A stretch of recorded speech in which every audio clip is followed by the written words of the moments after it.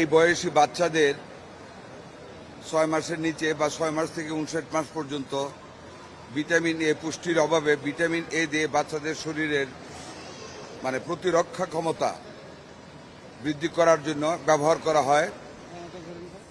Measles সহ অন্যান্য অনেক টিকা দেওয়া হয়। আমরা বিগত সরকারের কাছ থেকে পর্যাপ্ত টিকার স্টক না পাওয়াতে মিজেলস নামক যে ব্যাধিটি মারাত্মকভাবে আমাদের বাচ্চাদেরকে আক্রমণ করেছিল, তখন আমাদের ভিটামিন ডি ক্যাপসুলটা আমাদের হাতে ছিল না। ভিটামিন এ আমরা ইউনিসেফের মাধ্যমে পর্যাপ্ত পরিমাণ ভিটামিন এ ক্যাপসুল আমরা সংগ্রহ করেছি। আমাদের হাতে বর্তমান 2,60,00,000 ভিটামিন এ লাল এবং নীল আমাদের হাতে স্টক রয়েছে। তার মধ্যে আমরা আজকে এই ক্যাম্পেইনিং ভিটামিন এ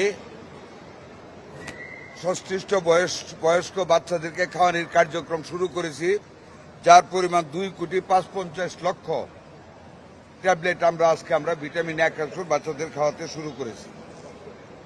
নীল রঙের 1,00,000 আইইউ ক্যাপসুলের পরিমাণ 40,00,000 পিস, আর লাল রঙের 2,00,000 আইইউ ক্যাপসুলের পরিমাণ 2,20,00,000 পিস।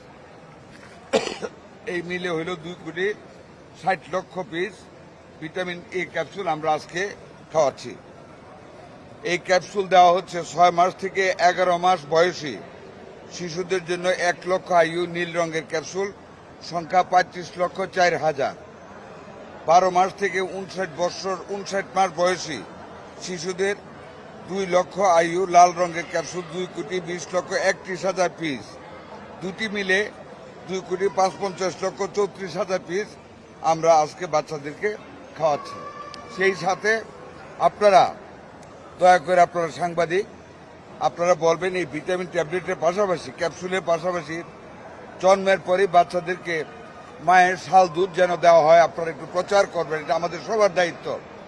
কারণ শাল দুধের চাইতে বড় ভিটামিন এ স্টক আর কিছু হতে পারে না।